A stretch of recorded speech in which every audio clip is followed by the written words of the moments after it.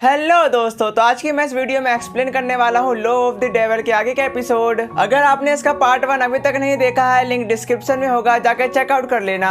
तो जैसे कि हमने पिछले एपिसोड में देखा, लुओलिन किंगडम में वहाँ के एम्परर आ गए थे। तभी एक पर्सन ने लॉर्ड काउंट को उसके बेटे के बारे में सब कुछ बता दिया था। ऐसी बात सुनकर लॉर्ड काउंट बिना देरी किए बिना अपने बेटे से मिलने के लिए चले जाते हैं, जिसके बाद उन्होंने उसका लेवल चेक कर लिया था, जो बिल्कुल था ही नहीं। उसकी ऐसी हालत को देखकर लॉर्ड काउंट ने उसको मैजिक सिखाने के लिए एक मैजिशियन को बुला लिया था, लेकिन वो मैजिशियन उसको आते के साथ ही मना कर देता है। जो सुनकर लॉर्ड काउंट डूवई से कहते तुम किसी भी काम के नहीं हो। और हमने एपिसोड के लास्ट में यह भी देखा था कि लॉर्ड काउंट ने डूवई को एक जगह पर भेज दिया था, और वहाँ पर एक लेडी आते के साथ ही डूवई से कहती तुम आज मरने वाले हो। अब आगे तो इस पार्ट की शुरुआत बिल्कुल उसी सीन से शुरू होती है जहाँ पर मधु कह रहा होता है मास्टर अब क्या करें, जिस पर डूवई कहता बस देखो आगे क्या होता है। जबकि दूसरी तरफ एक पर्सन कहने लगता है तुम बेचारे अगर मरना नहीं चाहते हो तो यहाँ से चले जाओ।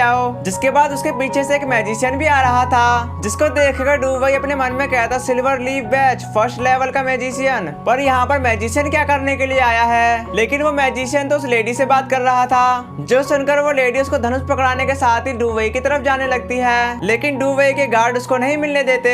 तभी डूवई अपने गार्ड को इशारे के थ्रू बताता उसको मिलने दो। इसके बाद वो लेडी उसके पास बैठकर कहने लगती तुम एक अमीर फैमिली के यंग मास्टर की तरह दिखते हो, मगर तुम आज हमसे मिल गए तो इसलिए तुम्हारी किस्मत खराब है। जिस पर डूवई कहता तुम यहाँ पर मैजिशियन को भी लाई हो, काफी ज्यादा इम्प्रेसिव है। दूसरी तरफ वो लेडी उसको बताने लगती है अगर तुम रिस्पेक्ट चाहते हो तो विरोध मत करो, साथ ही तुम्हारे पास जितने भी गोल्ड कॉइन है वो हमें सौंप दो। जो सुनकर डूवई कहने लगता ठीक है, और अपने खाली हाथ को बाहर निकालने के साथ कहता बूम, जिसे देखकर वो लेडी काफी गुस्से में कहने लगती तुम बच्चे मेरा मजाक उड़ा रहे हो। इसी के साथ ही डूवई उससे कहने लगता मेरे पास गोल्ड कोई नहीं है, लेकिन तुम्हारे पैर काफी ज्यादा खूबसूरत हैं, क्या तुम मेरे साथ डांस करोगी? फिर मैं कुछ चांदी के सिक्के देने के बारे में सोच सकता हूँ। उसकी ऐसी बकवास को सुनकर वो लेडी एक बोतल फेंकने के साथ ही कहती बदमाश। जो देखकर मधु ने उस बोतल को लगने से पहले ही रोक दिया था, पर उसकी कुछ छींटे उसके पास चली गई थी। इसी के साथ ही वहाँ के गार्ड और उस लेडी के दरमियान फाइट शुरू हो चुकी थी, लेकिन दूसरी तरफ वो लेडी उन गार्ड को बड़ी आसानी से हरा रही होती है, और उनमें से एक वॉरियर का तो वहीं पर खेल खत्म कर दिया था। जो देखकर वहाँ के वॉरियर उस पर ही अटैक करने के लिए चले जाते हैं, जिसको वक्त रहते उस लेडी ने ब्लॉक कर दिया था। पर उसका आर्मर साइन होने के साथ ही वो उन सब वॉरियर का एक ही साथ ही सामना करने लगती है, जिसको देखकर डूवे कहता इस आर्मर में ब्लेसिंग है मैजिक की। देन नेक्स्ट सीन में मधु ने वहाँ पर सीटी मार के और ज्यादा वॉरियर को बुला लिया था, लेकिन वो बड़ा पर्सन उनमें से एक वॉरियर को खत्म करने के साथ ही बाकी वॉरियर को बाहर की तरफ ढकेलने लगता है, और थोड़ी मशक्कत के बाद उसने ऐसा कर भी दिया था। जो देखकर तो वो काफी ज्यादा खुश हो जाता है, लेकिन दूसरी तरफ एक घोड़े ने उस पर अटैक करके उसकी बत्ती सी वहीं पर तोड़ दी थी। अब तो ये उठने वाला नहीं है। देन नेक्स्ट सीन में वो लेडी चारों तरफ से घिर जाती है, पर उसका आर्मर दोबारा से साइन होने लगा था, जिसके बाद वो अपनी सोर्ड उसकी तरफ फेंकने के साथ ही उन सबके अटैक को एक ही बार में डॉज कर लेती है। जो देखकर डूवई तो काफी ज्यादा हैरान हो गया था। इसी के साथ ही वो अपने डैगर को हाथ में लेने के साथ ही उसकी सोर्ड को बीच में से ही काट दिया था। साथ ही साथ वो डूवई पर भी अटैक कर देती है। उसको डूवई की तरफ आता देखकर मधु कहता मास्टर मैं आपको बचाऊंगा। उसकी ऐसी बकवास सुनकर डूवई कहता है तू मरेगा साथ ही मेरे को मरवाएगा, साइड हट। इसके बाद उस लेडी ने डूवई पर अटैक कर दिया था, पर डूवई उसको बड़े आसानी से डॉज कर लेता है। जो देखकर वो लेडी दोबारा से उस पर अटैक करने के लिए जाने लगी थी, पर मधु वहाँ पर टेबल उठाने के साथ ही उस पर अटैक कर देता है, जिसके बाद वो काफी ज्यादा इंजर्ड हो गई थी।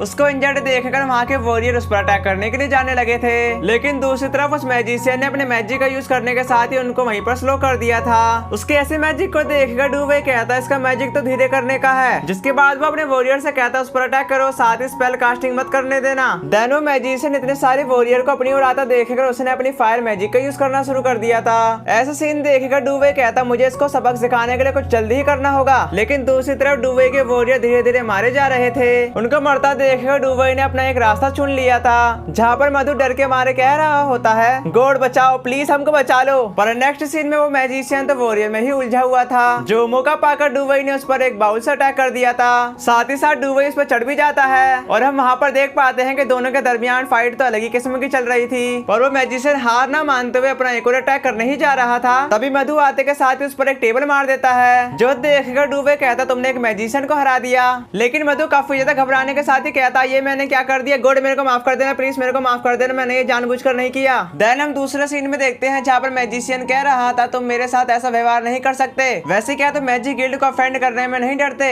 उसकी ऐसे बेतुकी बातें सुनकर डूवे कहता यदि मैजिक सोसाइटी को पता होता मैंने उन्हें उस दुष्ट को सबक सिखाने में मदद की है जो उनसे गद्दारी कर रहा था, शायद वो इसकी वजह से मेरे को शुक्रिया अदा करे। जिसके बाद वो उसका गिल्ड टोकन लेने के साथ ही कहता अगर तुम सही ढंग से मेरे जवाबों का आंसर देते हो तो मैं तुम्हें छोड़ने के बारे में सोचूंगा। और जब तुमने फायरबॉल को फेंका था तब मैंने तुम्हारे मुंह से स्पेल कास्ट करते नहीं सुना। क्या ये हो सकता है कि तुमने उस तरह की कास्टिंग स्पेल में महारत हासिल कर रखी हो? पर जिन सबको ऐसी स्किल आती थी वो सब तो ग्रेट लैंड के मैजिशियन थे और तुम लो लेवल के मैजिशियन हो, इसलिए तुमको इसमें महारत हासिल होनी ही चाहिए। वैसे अगर तुम्हारे पास कोई भी ऑप्शन नहीं होता है तब तुम इस कास्टिंग का इस्तेमाल करते हो ना। ऐसा लगता है कि मैंने सही अनुमान लगाया। तुम देखो मेरा कोई गलत इरादा नहीं है, मैं सिर्फ एक लड़का हूँ जिसे मैजिक में दिलचस्पी है। अगर तुम मेरे द्वारा पूछे गए जवाबों का उत्तर देने के लिए तैयार हो तो मैं तुम्हें छोड़ सकता हूँ। वैसे भी तुम्हारी बेबी का क्या ख्याल है? उसकी इतनी खतरनाक बात सुनकर मैजिशियन कहने लगता है मैं नहीं बताऊंगा, जिस पर डूवे उसको बताने लगता है फिर इसके बारे में बात करने की कोई जरूरत नहीं है। जिसके बाद उसने उसका गिल्ड टोकन वहीं पे जला दिया था। तभी वो मधु से कहता उस पर नजर रखो, साथ ही अपना ध्यान भटकने मत देना। तभी मधु डूवे से कहने लगा था मास्टर सब कुछ तैयार है, जिस पर सोचता है कि यह कितना घिनौना क्यों है।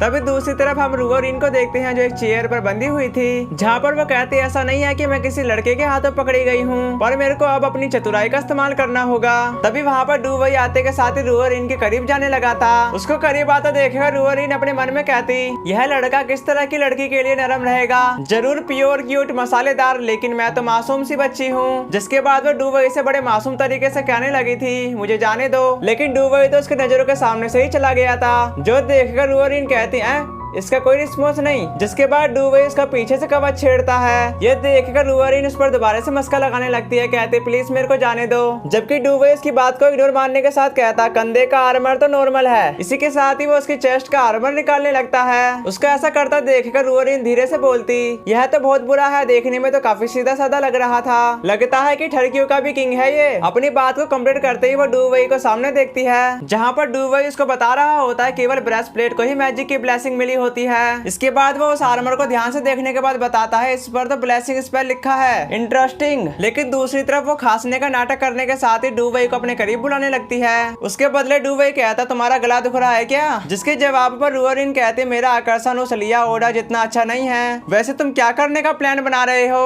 उसकी ऐसी बकवास सुनकर डूवई इस पर कपड़ा फेंकने के साथ ही कहता जब मैं सीरियस चीजें कर रहा होता हूँ तो कोई भी परेशान करने वाला नहीं होना चाहिए, अगर तुम ऐसा ही करती रहे तो मैं डिस्ट्रैक्टेड हो जाऊंगा, पर अभी तुम्हारा परफॉर्मेंस मुझे बुरा लग रहा है। चलो मेरे को अब और भी काम है, मगर तुम मुझे अभी भी लुभाना चाहती हो तो तुम यह समय बाकी तरकीबों के बारे में सोचने में लगा सकती हो। ये बात सुनकर रूवरीन उससे कहती अगर तुम्हें मेरा आर्मर इतना ही पसंद है तो तुम इसे रख सकते हो, वैसे भी मैं किसी काम की नहीं हूँ। जिस पर डूबई बोलता मैं तुम्हारे 3 इक्विपमेंट के बारे में काफी ज्यादा उत्साहित हूँ। उसे ऐसा कहता देखकर रूवरीन कहने लगती नोबल सचमुच में लालची होते हैं। दूसरी तरफ डूबई उसको बताने लगता है इस आर्मर का पैटर्न एक मैजिक पैटर्न है, साथ ही पावर और स्ट्रेंथ से भरपूर। फिर इसको ध्यान से देखने के बाद बताता नॉर्थ में एंशिएंट फैमिली। देन वो रूवरीन से पूछता इस आर्मर की एज क्या है, और रूवरीन उसका जवाब देती ही नहीं। जो देखकर डूबे इसका डैगर उठाने के साथ ही कहता यह डैगर नॉर्थ वेस्ट एलियन का है और इस पर तो वाइड मैजिक पैटर्न बना है, साथ ही इसमें तो मैजिक क्रिस्टल भी है। जिसके बाद वो उसको बताने लगता है स्ट्रॉन्ग मार्शल आर्ट स्किल वाले ही हवा का यूज कर सकते हैं। यह बहुत बुरा हुआ क्योंकि यह तुम्हारा वेपन नहीं है और मैंने अभी अभी तुम्हारे हाथों पर ध्यान दिया। इनसाइड फिंगर के माध्यम से उंगलियां कैले से ढकी होती है, साथ ही यह धनुष एक आर्चर के पास ही होनी चाहिए। उसकी ऐसी नॉलेज को देखकर रूवरीन अपने मन में कहती है बच्चा इतना कुछ कैसे जानता है। तभी दूसरी तरफ डूवई एक वेपन को उठाने के साथ ही कहता ओ डीमन ब्रेकिंग वेपन, अगर मेरा अनुमान सही है तो यही तुम्हारा वेपन होगा। जो देखकर रूवरीन कहती नीचे रखो, साथ ही अपने गंदे हाथ भी हटा लो। ऐसी बात सुनकर डूवई कहने लगता है एक आर्चर को डीमन ब्रेकिंग वेपन को छोड़ने के लिए एक मजबूत दिल चाहिए होता है, इससे पता चल जाता है कि तुम अपनी पहचान छुपाना चाहती हो। जो बात सुनकर रूवरीन उसको बताने लगती मैं तो एक आम सी लड़की हूँ। जिसके बाद डूवई कहता है काम से लड़की जो एक रईस को बहकाने की कोशिश कर रही है, इस झूठ की वजह से तुमको एक छोटी सी सजा मिलनी चाहिए। वो कहते उसका धीरे धीरे करीब जाने लगा था। उसके करीब आते रूवरीन कहने लगती गड़बड़ मत करो, मैं बहुत कमजोर हूँ। लेकिन दूसरी तरफ डूवई बोलता फिर मैं इसका इंतजार कर रहा हूँ। और नेक्स्ट सीन में हम मधु को देखते हैं जिस पर मैजिशियन ने अटैक कर दिया था। उसके ऐसे अटैक को देखकर मधु की जान तो हलक पर आ चुकी थी। जिसके बाद वो उस पर पानी फेंकने के साथ ही कहता अच्छा लड़के, यंग मास्टर ने सही कहा था, लापरवाही करो ही मत। जो सुनकर मैजिशियन मधु से कहने लगता है तुम एक मैजिशियन के साथ इस तरह का व्यवहार करोगे तो गॉड तुमको दंडित करेगा। जिसके जवाब पर मधु बोलता अगर मैं तुम्हारे साथ ऐसा बिहेवियर नहीं करूंगा तो मास्टर गॉड से पहले मेरे को ही मार देंगे और तुम शांत हो जाओ। साथ ही यंग मास्टर ने कहा कि जब तक तुम्हारी मेंटल पावर कमजोर होती रहेगी तब तक तुम कुछ भी नहीं कर पाओगे। वो बस सुनकर वो मैजिशियन कहता वह तो बस एक डेविल है। जबकि दूसरी तरफ डूवई ने अपना रखा कपड़ा हटा दिया था। जो देखकर रूवरीन कहती मैं तो मर गई, लेकिन उसी वक्त डूवई ने उसकी रस्सी भी काट दी थी। जिसके बाद वो रूअरिन का डैगर देने के साथ ही कहता तुम और बड़ा आदमी जा सकते हो, लेकिन मैजिशियन को यहाँ रहना होगा। उसकी ऐसी बातों को सुनकर रूअरिन कहने लगती क्या मैं यहाँ से जा सकती हूँ, जिस पर डूवेस का डैगर देने के साथ ही कहता साथ ही साथ तुम अपना सामान भी लेके जा सकती हो और तुम चिंता मत करो, मैं सिर्फ मैजिशियन में इंटरेस्ट हूँ और मुझे तुम में कोई भी इंटरेस्ट नहीं है। जो सुनकर रूअरिन वहाँ से धीरे धीरे जाने लगी थी। उसको जाता देखकर डूवे कहने लगता है इस दुनिया में मून फैमिली के लोग ज्यादा नहीं बचे हैं, इसलिए तुम अपना ख्याल रखना। जब भी दूसरी तरफ रूअरिन कहती तुम इसके बारे में कैसे जानते हो, जिसके जवाब पर डूवे इसको बताता है इस धनुष का डायग्नो स्टाइल है, इसलिए है रिप्रेजेंट करता है पावर ऑफ मून को, साथ ही तुम्हारी रिंग फिंगर और इंडेक्स फिंगर से ज्यादा लंबी है, जिसके बाद सिर के पीछे एक उभरी हुई हड्डी भी है। यह सब बताता है कि तुम मून फैमिली से बिलोंग करती थी, क्या तुम इसे नकार सकती हो। ग्रेट मून फैमिली ने एक समय धनुष और तीर के साथ ही रोलेट कॉन्टिनेंट की स्थापना की, साथ ही मैं दो एलिट में अपने एंसेस्टरों के प्रति सम्मान दिखाने योग्य हूँ। ये सब सुनकर रूअरिन को विजन आने लगे थे, जहाँ पर एक पर्सन कह रहा था क्या तुम अब भी सोचती हो कि ये फॉर्मर मून फैमिली है, लेकिन ऐसा नहीं है क्योंकि अब तुम कूड़े के समान हो। जिसके बाद वो डूवे से कहती मैं अब कूड़े की तरह हूँ। उसकी ऐसी बातों को सुनकर डूवे इसको बताने लगता क्या इससे कोई फर्क नहीं पड़ता कि दुनिया तुम्हारे बारे में क्या सोचती है, मेन बात तो यह है कि तुम ऐसा करने के लिए तैयार हो मून फैमिली को दोबारा से रिस्टोर करने के लिए। पर एक लड़की को अकेले करना और ऐसा रहना काफी मुश्किल होगा, साथ ही यह सब जूझने के लिए कोई बड़ा पेड़ ढूंढना बेहतर होगा। उदाहरण के लिए एक रईस जो बहुत कुछ जानता है लेकिन बताता नहीं है। उसकी ऐसी बातों को सुनकर रूअरिन वहाँ से चली गई थी, लेकिन गेट के बाहर तो कुछ ठरकी उन पर नजर रख रहे थे। उसके जाने के बाद डूवे कहने लगता इसका कुछ नहीं होने वाला। दूसरी तरफ रूअरिन इस बात के बारे में पूरी रात सोच रही होती है। जिसके बाद नेक्स्ट सीन में रूअरिन और उसका साथी डूवे की तरफ ही जा रहे थे।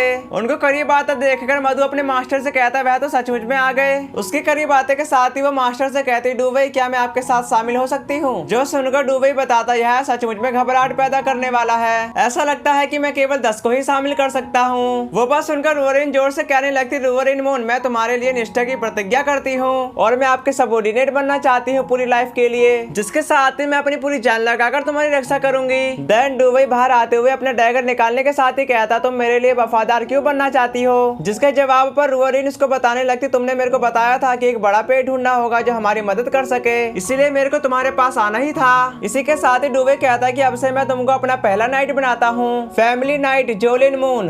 दूसरी तरफ रूअरिन उसको बताने लगती अब से मैं तुम्हारी नाइट हूँ तो मुझको अब अपनी आइडेंटिफाई बताओ। जिसके बाद डूवे कहता मैं लुओलिन किंगडम के प्रेसिडेंट काउंट लॉर्ड का सबसे बड़ा बेटा, साथ ही मैं तो यह भूल ही गया था किंगडम में मेरा शानदार सरनेम है जहाँ पर सभी लोग मेरे को पागल कह के पुकारते हैं। जो सुनकर रूअरिन कहती क्या पागल। इसके बाद यहाँ सीन शिफ्ट होकर रूअरिन किंगडम की तरफ आ गया था और वहाँ पर डूवे का इंतजार पैलेस का बटलर भी कर रहा होता है। जिसके बाद मधु यंग मास्टर से कहता हम घर वापस आ गए। जो सुनकर डूवे नीचे उतरने के साथ ही वहाँ के सारे सर्वेंट उसको ग्रीट करने लगते हैं। देन बटलर अपने आप को इंट्रोड्यूस करवाते हुए कहता मैं यहाँ का बटलर हूँ हिल रोलिन, लेकिन डूवे इसके बात को इग्नोर मारते हुए आगे की तरफ जाने लगा था। जो देखकर बटलर कहता प्लीज मेरे को रास्ता दिखाने दीजिए, लेकिन दूसरी तरफ मधु तो उन सर्वेंट को ताड़ रहा होता है। जबकि वो बटलर डूवे से कहने लगता वह ग्रेट सेक्ट रूअलिन फैमिली का 7वीं जनरेशन का हेड है, साथ ही तुम्हारे लिए वाइफ ढूंढने का समारोह ज्योतिष टावर में होगा और मास्टर आप काउंट लॉर्ड के सबसे बड़े बेटे हैं, इसलिए ट्रेडिशनल परंपरा के अनुसार पैलेस में पहली रात आपको बितानी होगी। जो सुनकर डूवे कहता ट्रेडिशनल मुझे इसका पालन करना होगा। जिसके बाद उस बटलर ने वहाँ का एक रूम को खोल दिया था। जो देखकर डूवे कहता इतनी सारी किताबें मेरे को समय बिताने के लिए।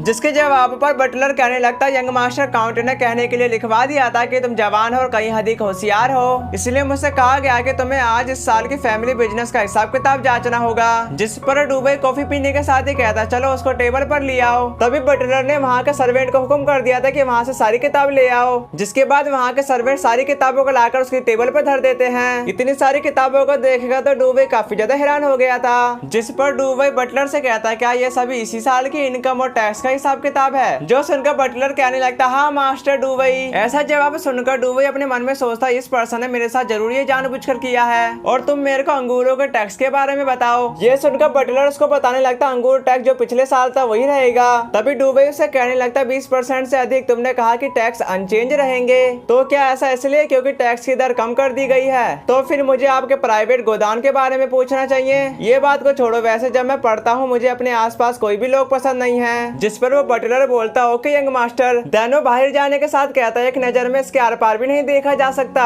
जिसके बाद हम रात के 1:30 बजे का सीन देखते हैं जहाँ पर डूबे कहने लगा था इस अकाउंट में लुओलिन फैमिली का टैक्सेस और पैलेस के रखवाले करने वाले वॉरियर एटमॉस्फेयर का लगभग पूरा ही कंट्रोल है। साथ ही साथ जब किसी सिटी की सेंट्रल पावर धीरे धीरे अपना अधिकार खो देती है, यह अक्सर इस बात का संकेत होता है कि हलचल शुरू होने वाली है। ऐसा लगता है कि मैं इतना दिमाग खराब करने के बाद दूसरी दुनिया में घूमना चाहूंगा, इसलिए मेरे को अभी इसकी प्लानिंग करनी होगी। तभी वहाँ पर उसको अजीब सा फील होने के साथ ही कहता, कौन है? मुझे ऐसा फील हुआ था कि यहाँ पर कोई है। क्या ये पैलेस हॉन्टेड है? शायद ये मेरी गलतफहमी थी, बस यहाँ पर तो पेंटिंग ही है। जिसके बाद वो दोबारा से बुक लेके बैठ जाता है, लेकिन उस पर वो पेंटिंग नजर रख रही थी। इसी के साथ ही डूबे कहता, अरे मैंने तुमको देख लिया। दिखावा करने की कोई जरूरत नहीं है, क्योंकि मेरे को पता है कि तुम मुझे देख रहे हो। तुम समझे नहीं क्या? मैं अभी इस चीज का इस्तेमाल कर रहा था तुम्हें देखने के लिए। वैसे क्या तुम नहीं जानते अपनी पीठ के पीछे झांकना एक मूर्खता है? उसका तो जवाब ही नहीं आ रहा। जिसके बाद वो उस पेंटिंग से कहता, मुझे बताओ तुम क्या हो? तभी वो उसके करीब जाते के साथ ही कहता, मैं अपना क्वेश्चन दूसरी बार पूछना पसंद नहीं करता।